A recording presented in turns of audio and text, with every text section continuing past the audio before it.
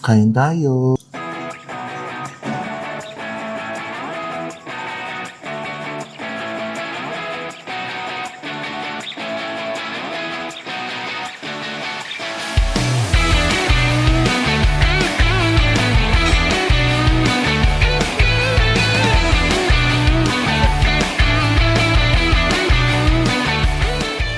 Hi guys! Welcome back to another vlog. So, it's day 7 of our trip here in Japan. So, for today, chill day lang tayo. Kaya for today, magsha-shopping lang tayo dito sa may Hondo. So, ito yung pinakita ko kahapon na vlog na shopping street nila dito sa Hiroshima. So, nakita naman namin kahapon na almost complete naman sila. May ABC Mart, Grand Stage, sa mga stickers, may Don Quixote. Actually, Don Quixote mas malapit sa amin. Yung sa may park ko malapit din. And then, marami dito yung mga drugstores. So, hindi lang yung sikat na chain na Matsumoto Kiyoshi. Meron din kami nakita Sun Drugstore. And yung mga usual nyo na mga Daiso. Sabi ng friend ko, 300 yen. 300p store. So, mga sisilipin natin din yan later. Initially, ang plan talaga namin for today is magde-day tour kami from Hiroshima City. Kaso, yun nga, kasamang palad, sobrang lakas pa rin ng ulan for today. So, nag-decide na lang kami na instead sa last day namin yung free day, today na lang natin gawin yung mga shoppings natin. So, anyway, tara na. I-watch nyo na yung mga susunod nating updates and see you guys later. Pupunta na tayo sa may Hondori. So, makita nyo, nakapayong tayo kasi umaambon-ambon pa rin talaga kahit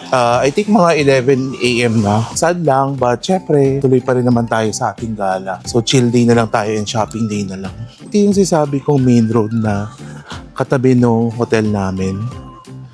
So, makikita nyo doon sa malayo, masusumba natin. So, nakita nyo yung mga yellow, red and black na yan na logo. Yan na mismo yung Don Quixote. And yung street na yan mismo, dyan na papunta yung Parko na mall and yung mismong Hondori. So, ganito lang itsura niya normally. So, normal Japanese neighborhood. And ito yung may mga kombini. And napansin ko talaga dito, napakalawak ng mga kalsada nila. Compare dun sa Fukuoka na maliliit yung mga kalsada and puro one way. Ito pala guys, pag makakita kayo ng ganyang machine na fresh orange, try nyo. As in, wala talagang sugar pero sobrang tamis. So 500 yen yan. Na-try na natin yung sa may Fukuoka. So may mga malapit din palang kainan. So itong tapat namin, merong Coco Ichibanya dyan na alam nyo naman, chain niya ng curry, katsu curry. And then yung tabi niya, chain din niya ng yakiniku buffet na gyukaku. Tapos yung orange na logo na yun sa dulo, hindi ko ay wow, may ikinari steak pala dito. So yan guys, alam nyo, meron na yan sa Pilipinas. Pero sarap yan talaga guys. So tuwing pupunta kami ng Japan, tinatry ko talagang kumain dyan. Hi guys, yan. So quick lunch muna tayo dito sa may Sukiya. So ito na yung last chain na hindi namin nakainan ng gyudon. So nakain na kami ng Yoshinoya, nakain kami ng Matsuya. So dito naman, ang aming lunch for today is sa Sukiya. Doon na tayo sa standard na gyudon. So may mga sizes din naman sila dito. So small, medium, and large. So may mega sila doble. Dito lang tayo sa large. Kain tayo!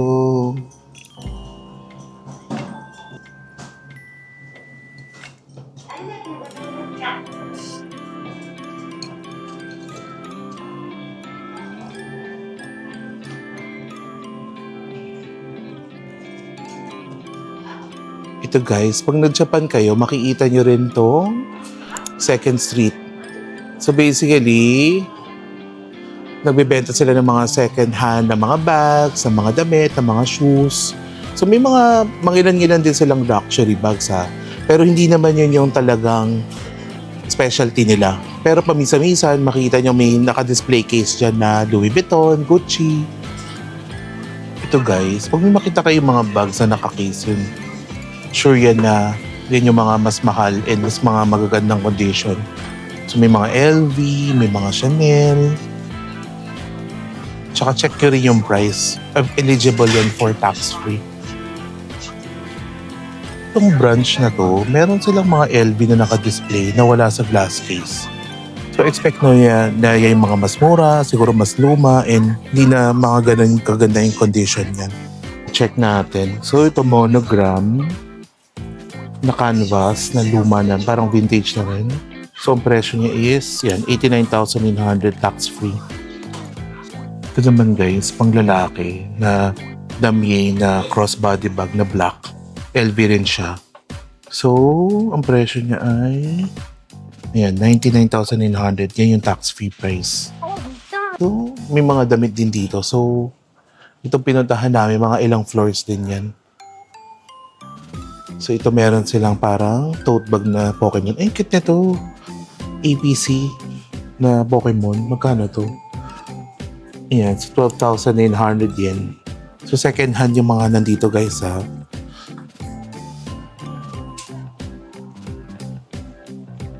So, nandito kami, bumalik kami dito sa may Parco Mall, dun saan tayo kumain ng Sushiro. So, maganda dito, meron silang 2 floors na napakalaki ng Muji. So, yun, not just sa Hiroshima, kung pupunta kayo ng Japan, make sure to make a stop dito sa Muji. Kasi, per my checking, talagang literal na minsan doble talaga yung presyo nung nasa Manila. So, yun, kung mag-visit kayo dito and mahilig kayo sa mga Muji or mga Japanese minimalist na mga gamit, make a stop talaga dito. So, ikot tayo dito. Tingnan natin kung may makikita tayong gusto nating bilhin. Meron sila ng mga bedroom sleepers na Japanese style. So, cute. Tsaka ang ganda ng quality talaga niya. In fairness. And, ayan, may mga makapal naman din siya. Ito, may iwang kulay, black, beige, tsaka brown. So, ang presyo niyan is 1,490. Ang ganda siya. Especially kung may mga pambisita kayo, yung magpapatanggal kayo ng shoes tapos ito yung gagamitin. Maganda to for that.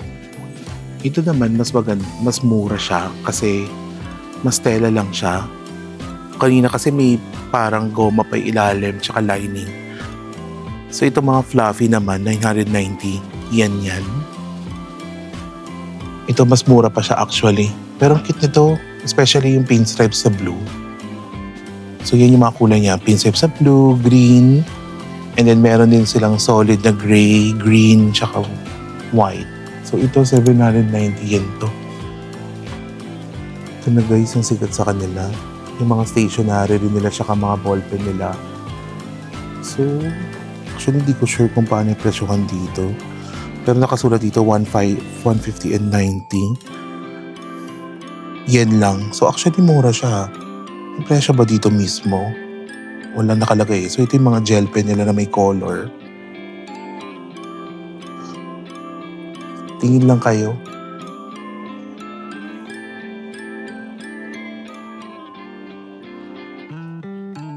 So yung sa 7th floor naman na Muji, para meron silang book section na pwede kayo magpahinga at magtingin-tingin ng mga books. And nandun din ata yung mga apparel nila. Ito guys, sa store na to, ang tawag dito Billy's. So sa Hiroshima, Hondori, meron din yan. So kung naghahanap kayo ng On Cloud and nandito kayo, marami rin silang mga design and stock dito. Kasi sa Japan, I believe, ang meron lang na On Cloud store talaga is sa Tokyo. So yung ibang part ng Japan, usually mga reseller lang talaga. Ito naman guys, kung makita nyo yan, iconic na blue and yellow. So ang tawag dyan is Matsumoto Kiyoshi. So yan yung sikat na drugstore chain dito ng mga turista na rin. So kung mga skincare, mga ganyan yung hanap nyo, sunblock, yan, makeup, dyan kayo pumunta. Pero kasi ako siguro magdo-Don Quixote na lang ako para one-stop shop na rin. Pero sabi nila minsan mas mura yung mga products sa mga drugstores. So pwede nyo rin siya i-check or kung nadaan kayo, silip lang kayo, bilhin na kayo. Remember lang na para maka-avail kayo ng tax-free, kailangan umabot yung pinamili nyo ng 5,500. So quick look lang tayo dito sa may Matsumoto Kiyoshi. So nauso rin kasi to. Though ako personally, allergic kasi ako sa mga ibang shampoo. So itong N-Honey na to, ayan. So moisture shampoo, napakagandang packaging. Presyo niya dito is 1,400 yen. So iba-iba yan. And ayan, makita nyo may mga variation siya. Pink, yung brown, tsaka yung white. Ito naman yung Melty Moist Repair Treatment, 1,400 din. Pero best in packaging talaga siya oh. Ito parang yung honey pot siya. Ito naman for hair repair siya. Ang presyo is 1,500 yen net of tax. And maganda dito kung meron na kayong lalagyan, pwedeng bilhin nyo na lang yung refill pack na katabi niya. So mas mura ito, 1,100. Yan, 385 ml. Ito guys yung binili ko sa last haul natin. So ito naman 998. Malaking pack na siya na Melano CC na facial mask. So yun nga guys, active ingredient niyan is vitamin C. So typically, brightening yan. Pero ako talaga hindi ako hiyang yung skin ko sa vitamin C. Nag-allergic talaga ako dyan. Pero yan, itong sikat, pag makita nyo to, try nyo rin yan. Meron naman silang maliliit na pack na pwede nyo itry. So itong smaller pack niya is yan, 598 yen net of tax yan. Ito rin guys, yung isang sikat sa kanila ng mga sunblock. So yung brand niya is Anessa. Ito naman 207.80 yen net of tax. So medyo pricey siya. So masabi mo talagang nasa premium side siya. Pero ako personally kasi, namamahalan ako. So ginagamit ko na sunblock is yung Korean naman. Yan. So may mga bagong product din sila dito. Like ito parang powder siya sa mukha na meron na ring dagdag na UV protection. 3,180. Grabe, mahal siya.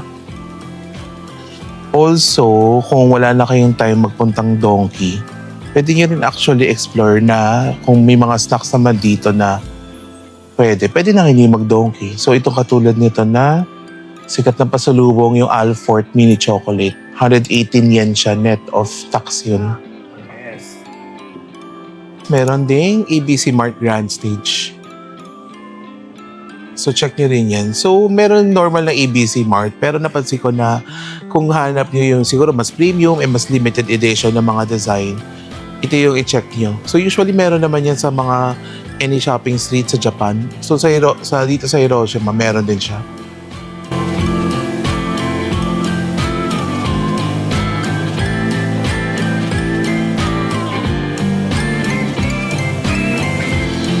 Ito din guys, Japanese stores din yan na parang mga Daiso. Pero ito naman 3 coins plus. So yung mga price dito is 300 yen and more. So yung mga products nila actually similar din naman yan sa mga Muji, sa mga Daiso. So depende na lang talaga yan sa mga design. So usually may mga stationery, may mga homewares. So parang mga yung ano-ano yung mga binibenta nila dito. So maganda, check yun na lang. Baka may magustuhan kayo and definitely mura siya. And masasabi ko talaga na maganda yung mga design. Very modern, Japanese, minimalist design talaga. So ito, mga pinamakita ko ngayon, mga homewares din. So yan, pare-parehas, Muji. Tabi-tabi lang din dito sa may Hondori. Ito yung excited pupuntahan, standard products.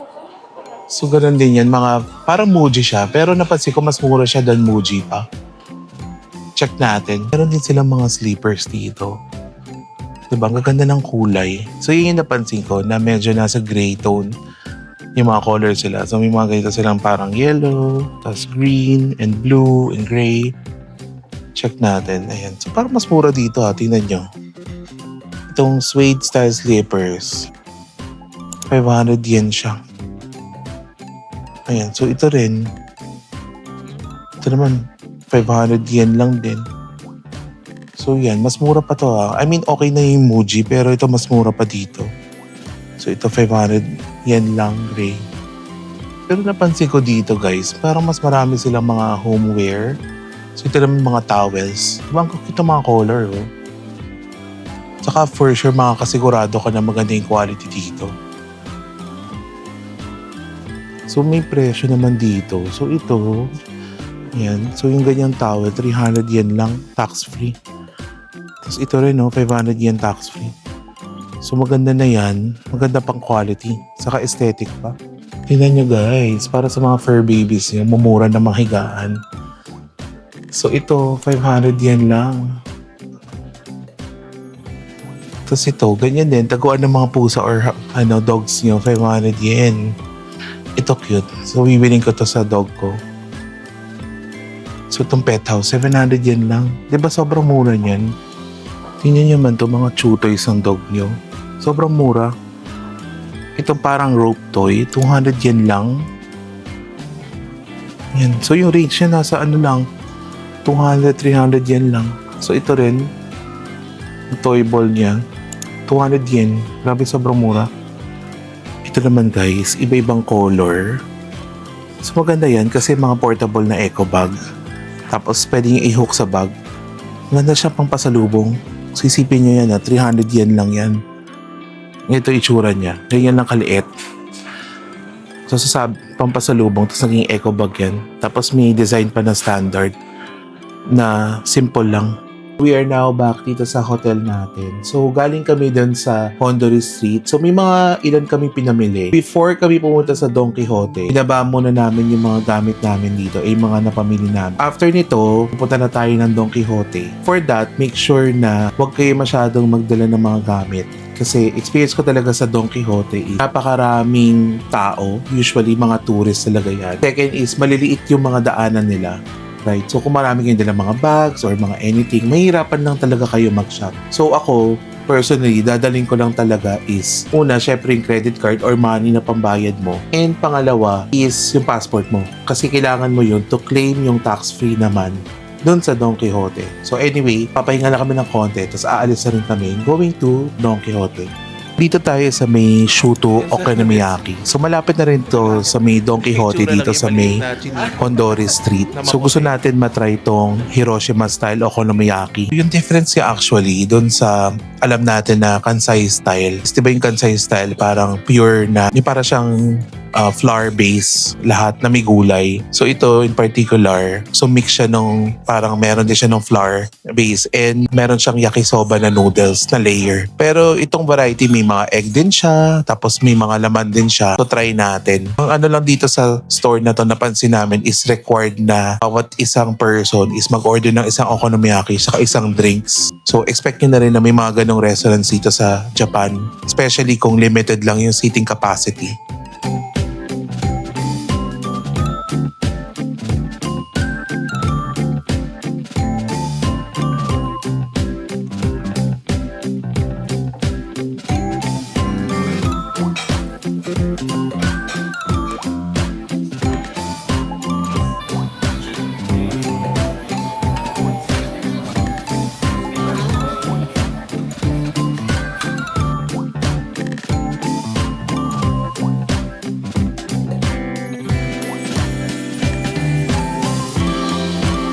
Try natin.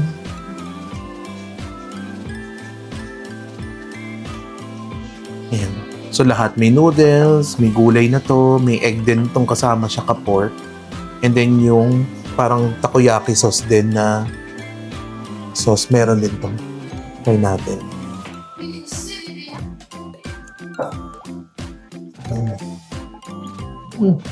Sarap.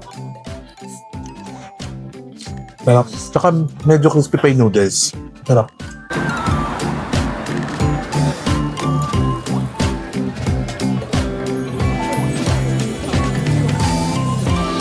Ito guys yung directory ha. Sa second floor, yung mga skincare, cosmetics, makeup, tsaka home goods.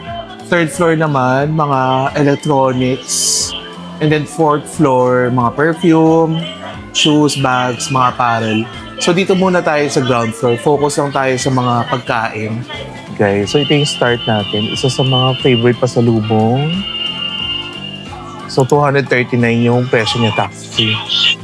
Ito marami naman sa atin ito. Pero syempre, since Japan product yan, mas mura dito. So itong almond and macadamia is 299 yen tax-free. Hindi pa tayo nakakuha ng anything, pero quick observation lang natin is medyo nagmahal na yung mga pasalubong price din based on sa last nating punta. Siguro mga, kailan ba tayo nag-last punta? Siguro mga 1 year na rin kasi yun. So based on talaga nakita ko na nag-increase na yung mga prices ng mga pampasalubong. So yun lang guys, be prepared. Meron din naman yan sa mga 7-Eleven sa atin. Pero favorite natin tong mga candies na to. So itong Haichu is, isang pack niya is 199 yen, 86 grams. Tapos meron din silang mga specialized na flavor. So ito yung matamis na grapes, yung Shine Muscat. So, wow, mahal nito. 1,000 yen. 103 grams lang. Parang masyadong mahal yun. Price check lang tayo sa isang favorite pasalubong din ng mga Pinoy. So itong napakalaking cup noodle seafood big. So 259 yen. Grabe. Napansin ko sobrang nagmahal na talaga lahat. So ito namang curry nila is actually same naman, 259 yen din yung presyo. Yung favorite. Yan. So yung UCC na granules, dito 599 yen na. So talaga nang increase na yung price. Pero definitely, mas mura pa rin yan kaysa sa Philippines. Saka not sure pero mukhang nag-change ng packaging to. So hindi ko alam kung mas konti na to kaysa sa binibili natin dati. Pero parang hindi pa ganito yung mga nabebenta sa Philippines. Sikat din to na pasalubong. So ito naman, milk tea ng Japanese style. So medyo hindi yan ganun katamis compared to Taiwanese milk tea. So itong Ziploc na bag na to is 400, kano to? 499 yen tax free. Fairness guys, nakakatuwa. Ngayon lang ako na-experience sa Donki na wala masyadong tao. Na mas nakikita ko pa nga actually yung mga locals na nag-grocery pa dito. So, kakatuwa. At least, hindi ko lang sure kung off-peak yung punta natin. Pero we are here on a Friday night and it's already 6:30. So, normally talaga puno yan eh. So, tsambahan na lang talaga. So, at least dito, maka-relax tayo and we can take our time na mag-shopping. Ito na guys yung favorite ko. Yung parang mga kitchen cooking items. So syempre famous yung mga instant Japanese curry. Ito naman meron sa mga Philippines na, especially itong mga golden curry. Meron yan sa mga SM. Pero definitely mas mura yan. Kasi ito malaki na golden na box. So malamang 8 servings yan. Or 8 lutuan, 249 yen. Pag nakita nyo to, meron din sila mga nor dito. Pero kagandahan dito, like ito, mushroom soup siya, pero add water lang. Hindi mo na kailangan lutuin. Instant. So ito, 3-pack siya na 219. So maganda siya pang pang side dish na pagkakain kayo. So may mga ibang brand din. So ang na-try ko lang dito is yung nor. Masarap yan. At din tong mga tawag dito is furikake. So marami siyang mix na spices, tsaka nori. So, pwede yan na parang ita-toppings mo lang sa rice. Hindi ko alam kung anong translation yan, but ito yung parang sikat na na-try ko na okay. So, this is 229. So, may iba-ibang flavor din dyan. So, yan, chicken. Ito naman, beef. Ito naman, yan, fish. So, 119. So, isa sa favorite nating snacks dito sa Japan, Jaggery. So, I believe yung green, yan yung parang normal flavor, and then yung orange yung cheese. So, 299 yan. Tax-free.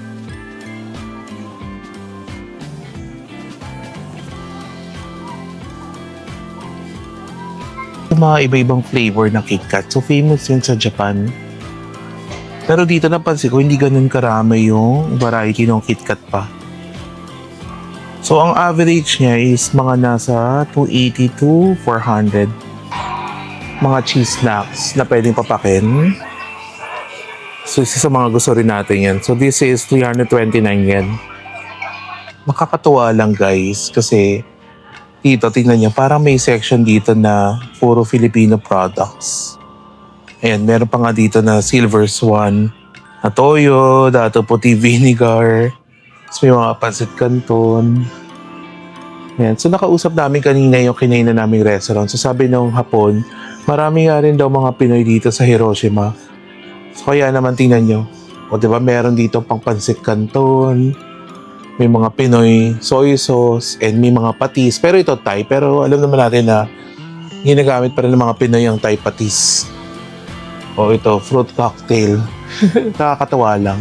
Ang ganda nito mga pasalubong, itong Perfect Whip na facial foam. So Japanese brand yung Senka na yan. So yung presyo niya is 498 yen. Hindi ko lang sure yung difference sa mga ibang colors or variation. Yung nang nakita natin na brand, yung Milano CC na Roto. So ito naman ay mas mahal to. 715 yen. So yan, maganda rin yung mga pasalubong ideas. Fino na hair mask. So meron naman din sa atin yan sa Watsons, I believe. Pero tingnan nyo yung presyo niyan. Yung isa is 698 yen. So parang doble halos, if I'm not mistaken, yung presyo. So isa rin yan sa mga sikat na hair mask. Tsaka itong katabi niya mismo. Itong Chobaki. Pero mas mahal na brand yan. So ito 180 naman. Anyway guys, so marami naman akong napakita sa inyo ng mga common na binibili dito and yung talagang subok na rin ng mga tao na binabalik-balikan dito sa Don Quixote or sa Japan. So siguro mag-continue na tayo na mag-shopping para matapos na natin yung ating mga pasalubong para sa ating mga friends and family and of course para sa atin na rin. That's it for our vlog. So if you like this video, please like, share, and subscribe to my channel. Also kung gusto niyo naman i-follow ako sa social media, meron akong Facebook, Cheche Santos, meron din akong Instagram na @ChecheSantos_. So again, this is Cheche Santos. Thank you for watching. See you guys on the next one. Bye!